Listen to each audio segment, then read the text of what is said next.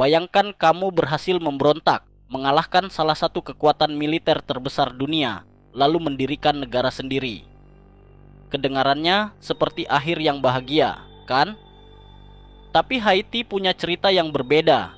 Setelah berhasil merdeka dari Prancis, Haiti justru dipaksa membayar ganti rugi kepada negara yang dulu menjajah mereka. Dan yang lebih mengejutkan, utang itu membebani Haiti selama lebih dari 1 abad. Lalu bagaimana sebuah revolusi budak bisa mengguncang dunia? Tetapi negara yang lahir dari revolusi itu justru mengalami kesulitan luar biasa. Inilah kisah Haiti.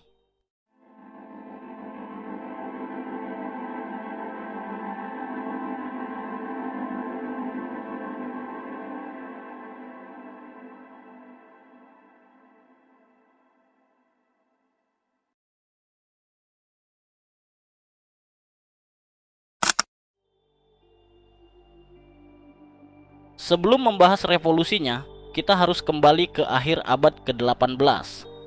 Haiti berada di bagian barat Pulau Hispaniola, sebuah pulau di Karibia yang sekarang terbagi menjadi 2 negara, Haiti dan Republik Dominika. Pada masa kolonial, bagian barat pulau ini dikuasai Prancis dan dikenal sebagai Saint-Domingue. Dan Saint-Domingue bukan koloni biasa. Koloni ini merupakan salah satu wilayah paling menguntungkan bagi Prancis. Perkebunan menghasilkan gula, kopi, indigo, dan berbagai komoditas lainnya. Tetapi ada harga mengerikan di balik kekayaan tersebut. Sistem perkebunan bergantung pada perbudakan. Ratusan ribu orang Afrika dibawa ke Saint-Domingue untuk bekerja dalam kondisi yang sangat brutal. Jadi ketika orang melihat Saint-Domingue sebagai koloni yang kaya, kekayaan itu sebenarnya dibangun di atas penderitaan manusia. Tahun 1791 menjadi titik balik. Di Saint-Domingue pecah pemberontakan besar dari orang-orang yang diperbudak. Pemberontakan ini kemudian berkembang menjadi salah satu revolusi paling luar biasa dalam sejarah modern. Bayangkan situasinya. Orang-orang yang selama ini dianggap sebagai budak mulai membangun kekuatan militer sendiri. Mereka tidak hanya menghadapi pemilik perkebunan. Mereka berhadapan dengan kekuatan kolonial Prancis dan berbagai kekuatan asing yang ikut berkepentingan di Karibia. Inggris dan Spanyol juga memiliki kepentingan di wilayah tersebut. Jadi konflik di Saint-Domingue bukan sekadar pemberontakan kecil. Ini berubah menjadi perang besar. Di tengah kekacauan itu muncul seorang tokoh bernama Toussaint Louverture. Toussaint awalnya adalah orang yang pernah diperbudak, namun ia kemudian menjadi pemimpin militer dan politik yang sangat penting. Kemampuannya membuat kekuatan revolusioner mampu menghadapi lawan-lawannya. Prancis sendiri akhirnya mengambil langkah besar. Pada tahun 1794, pemerintah revolusioner Prancis menghapus perbudakan di koloni-koloninya. Toussaint kemudian berpihak kepada Prancis. Ia bahkan berhasil menguasai hampir seluruh Saint-Domingue. Tetapi ada masalah. Toussaint bukan hanya ingin menghapus perbudakan, ia juga ingin Saint-Domingue memiliki pemerintahan yang kuat dan relatif mandiri. Dan itu membuat Napoleon Bonaparte semakin khawatir. Pada tahun 1802, Napoleon mengirim ekspedisi militer besar ke Saint-Domingue. Tujuannya jelas, mengembalikan kendali Prancis. Dan ada kekhawatiran besar bahwa sistem perkebunan dan perbudakan akan dipulihkan. Toussaint akhirnya ditangkap dan dibawa ke Prancis. Ia meninggal di penjara pada tahun 1803. Tetapi penangkapan Toussaint tidak menghentikan revolusi. Justru perjuangan semakin keras. Pemimpin seperti Jean-Jacques Dessalines meneruskan perang. Dan kali ini mereka tidak lagi berjuang hanya untuk mendapatkan otonomi. Mereka menginginkan sesuatu yang jauh lebih besar, kemerdekaan penuh. Tahun 1803 menjadi tahun menentukan. Pasukan Prancis mengalami kekalahan besar. Salah satu faktor pentingnya adalah penyakit, terutama demam kuning, yang menghancurkan banyak pasukan Prancis. Selain itu, pasukan revolusioner semakin kuat. Pada akhirnya Prancis kehilangan kendali atas Saint-Domingue. Dan pada 1 Januari 1804, Dessalines mendeklarasikan kemerdekaan. Nama Saint-Domingue diganti menjadi Haiti. Dunia baru saja menyaksikan sesuatu yang sangat langka, sebuah negara merdeka yang lahir dari revolusi orang-orang yang sebelumnya diperbudak. Haiti menjadi negara merdeka dan negara kulit hitam pertama yang lahir dari revolusi anti-perbudakan yang berhasil. Tetapi kemenangan itu ternyata baru awal dari masalah yang jauh lebih panjang. Coba bayangkan dunia pada tahun 1804. Perbudakan masih menjadi bagian penting dari ekonomi Atlantik. Negara-negara kolonial masih memiliki perkebunan dan jutaan orang yang diperbudak. Lalu tiba-tiba muncul Haiti. Sebuah negara yang lahir karena orang-orang yang diperbudak berhasil menggulingkan sistem tersebut. Bagi banyak negara yang masih mempertahankan perbudakan, Haiti adalah sesuatu yang mengkhawatirkan, karena kalau revolusi Haiti berhasil, apa yang mencegah pemberontakan serupa terjadi di tempat lain? Haiti akhirnya mengalami isolasi diplomatik dan ekonomi. Amerika Serikat sendiri baru mengakui kemerdekaan Haiti pada 1862, setelah perbudakan di Amerika Serikat sedang menuju kehancuran akibat Perang Saudara.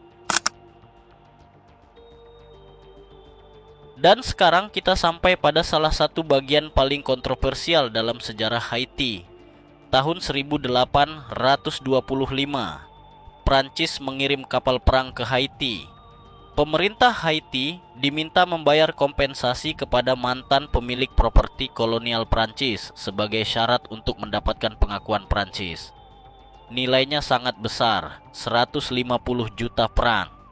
Untuk negara baru seperti Haiti, jumlah tersebut sangat berat. Haiti akhirnya mengambil pinjaman untuk memenuhi tuntutan tersebut. Beberapa tahun kemudian, jumlah kompensasi itu diturunkan menjadi 90 juta franc.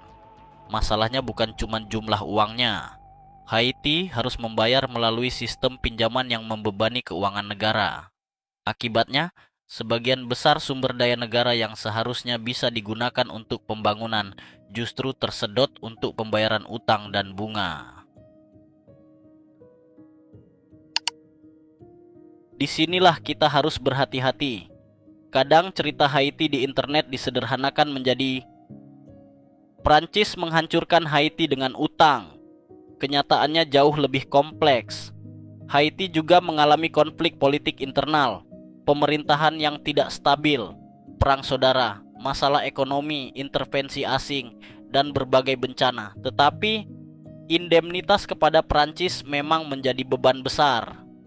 Pembayaran yang berkaitan dengan indemnitas dan utang turun-temurunnya berlangsung selama beberapa generasi. Pembayaran terkait utang tersebut bahkan masih berlangsung hingga abad ke-20. Jadi kemerdekaan Haiti bukan berarti mereka langsung bebas secara ekonomi. Memasuki abad ke-20, kondisi politik Haiti semakin tidak stabil. Tahun 1915, Amerika Serikat mengirim pasukan dan menduduki Haiti. Pendudukan berlangsung hingga 1934. Amerika Serikat mengambil peran besar dalam keuangan dan pemerintahan Haiti. Infrastruktur memang dibangun dalam beberapa bidang, tetapi pendudukan juga sangat kontroversial dan menimbulkan perlawanan. Ini menunjukkan masalah Haiti bukan hanya hubungan dengan Prancis. Ini menunjukkan masalah Haiti bukan hanya hubungan dengan Prancis. Negara ini juga menjadi bagian dari perebutan kepentingan negara-negara besar di Karibia. Setelah periode pendudukan Amerika berakhir, Haiti kembali mengalami pergolakan politik. Kemudian muncul salah satu nama paling kontroversial dalam sejarah Haiti, François Duvalier, atau yang lebih dikenal sebagai Papa Doc. Ia menjadi presiden pada tahun 1957. Pemerintahannya dikenal sangat otoriter. Salah satu alat kekuasaannya adalah kelompok paramiliter yang dikenal sebagai Tonton Macoute. Setelah Papa Doc meninggal pada 1971, kekuasaan diteruskan oleh putranya, Jean-Claude Duvalier atau Baby Doc. Dinasti Duvalier berlangsung hingga 1986. Artinya Haiti kembali mengalami puluhan tahun pemerintahan otoriter. Sekarang pertanyaannya, kenapa Haiti begitu sulit keluar dari krisis? Tidak ada satu jawaban, masalahnya merupakan kombinasi panjang dari berbagai faktor. Pertama, warisan kolonial dan perbudakan. Kedua, beban indemnitas dan utang. Ketiga, konflik politik dan pemerintahan yang tidak stabil. Keempat, intervensi asing. Kelima, lemahnya institusi negara. Dan keenam, bencana alam. Haiti berada di kawasan yang rawan gempa dan badai.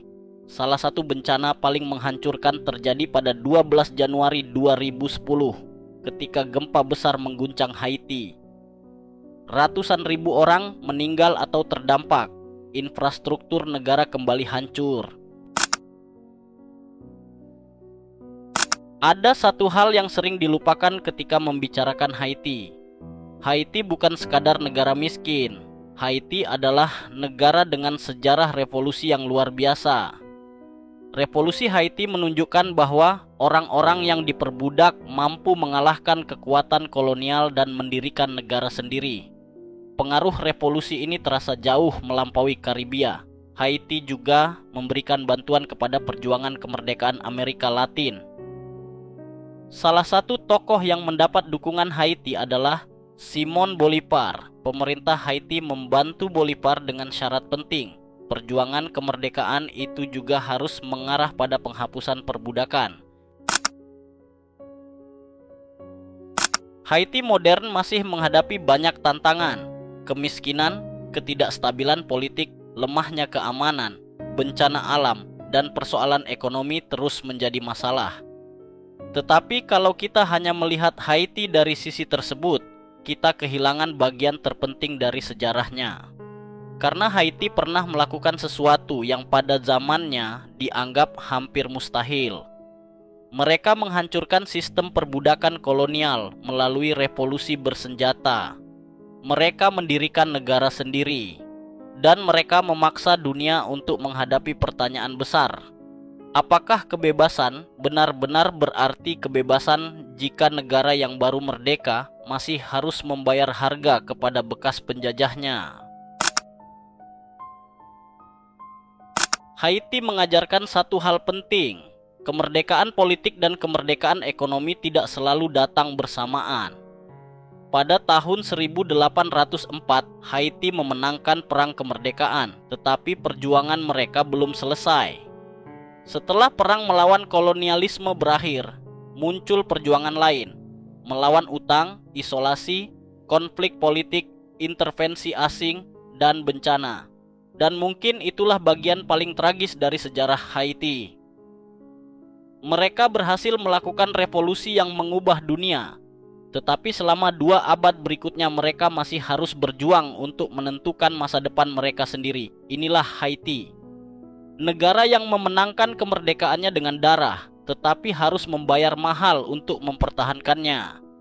Kalau kamu suka sejarah yang jarang dibahas seperti ini, subscribe Detektif Fakta, Sejarah, Fakta, dan Legenda.